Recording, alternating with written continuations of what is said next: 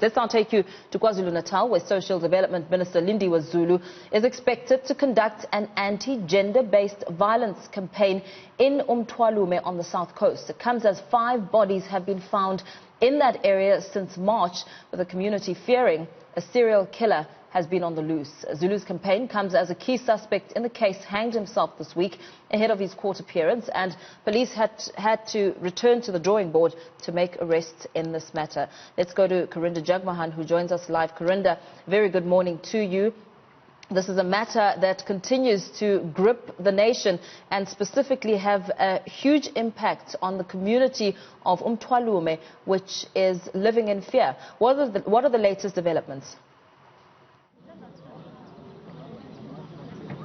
Yes, good morning to you. Well, since we've seen the discovery of 5 bodies, 5 female bodies since March this year in sugarcane fields in uMthwalume, the community has been gripped by fear. As you said, we've seen now 2 national ministers descend upon uMthwalume to speak to the community. Today, the Social Development Minister is expected to conduct a blitz campaign across taxi ranks in this area, as well as shelters for survivors of gender-based violence. Now here at the Sibanini Hall in the heart of uMthwalume is where she will engage with the youth and family members of victims, the women who were found here in the sugarcane fields of uMthwalume. I'm joined now by Lethukuthula Zungu. She's a community member here and will be attending this event. Lethu, you've seen 2 ministers come now to uMthwalume.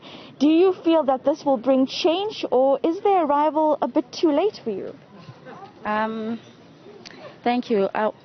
What I'm thinking is this issue of gender-based violence and the killing of women in particular is not something new in South Africa. It's something that has been going on for quite some time, not only in this particular area, but in other areas as well. So I'm thinking that it could be a little bit too late, because had the police or had the minister took initiative to deal with the problem at that time, to show people that what exactly happens to people that do such things to women, then we wouldn't be here today. So that's what I'm thinking. Had something been done when the first person was reported to be missing, had something been done then, we wouldn't be sitting at 5 numbers of women being killed. So I'm not really sure as to what exactly is going to happen. So I just feel like it's not looking good at all. Lethu, you are 25 years old. What is daily life like for you here in uMthwalume, especially as we've seen these murders happening, and especially as now the key suspect is dead in this case?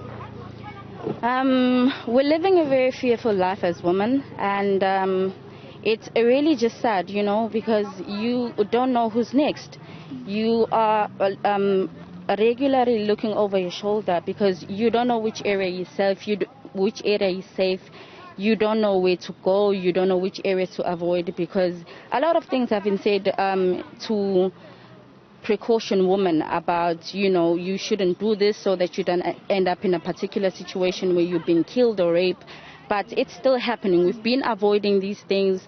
We've been doing the best that we can, but these things are still happening. So it's very sad. We're living very fearfully of our lives. We don't know who's next, and we just don't know. We're just at that point right now. Lethu, what will be your engagement with the Social Development Minister today?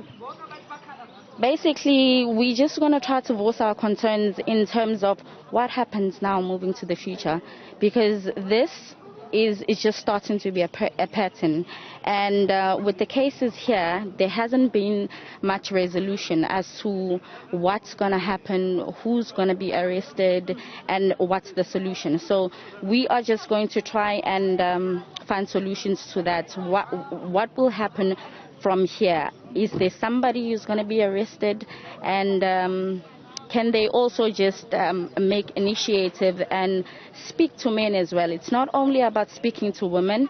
A lot has been said to us with regards to be careful, don't do this, don't wear this, don't do that.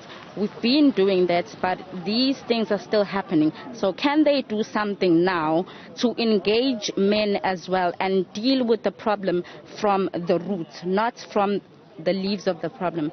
So we're just going to try and voice our concerns, and we'll see where it takes us. Indeed, thank you very much, Lethukuthula Zungu. She will be speaking and engaging with the Social Development Minister today, and like she says, raising concerns. What next? What is the next step in ensuring that there are no murders seen like this in the community of uMthwalume again, to ensure women can continue with their daily lives without living in fear, like Lethu has just said? Karinda, what contribution is Minister Lindiwe Zulu hoping to make by the end of the day? We understand that she'll be stopping at 2 major taxi ranks in the uMthwalume area. The first, the uMthwalume taxi rank, speaking to community members there, and of course engaging with both women and men on this matter, speaking about the scourge of gender-based violence and what has been happening here. She'll then be going to the Port Shepstone taxi rank, doing the same. This campaign the Social Development Department is joining hands with Taco in this campaign of anti-gender-based violence awareness. Following that, she'll be visiting a shelter where victims of abuse have been housed to speak to them as well. And what the minister is expected to gain from this is voices from the community, youth especially, like 25-year-old Lethu, who wants a resolution moving forward, who wants measures put in place, initiatives, campaigns and projects in this area, a small town on the KZN South Coast that for years have not had any proper security or police contingent to serve them. And this is what the minister will hear today, and it's hopeful on the part of the residents that by voicing these concerns to the minister, like they did with the police minister, that they'll have some sort of changes and initiatives put in place in their community, which have been needed for a long time. The finding of these 5 bodies are evidence of that this community needs substantial change now from the national government as they work to recover from the trauma that they've just experienced. Let's leave it there for now. Our reporter Karinda Jagmohan monitoring those developments coming out of uMthwalume, and we will continue to bring you more out of that as and when the information becomes available.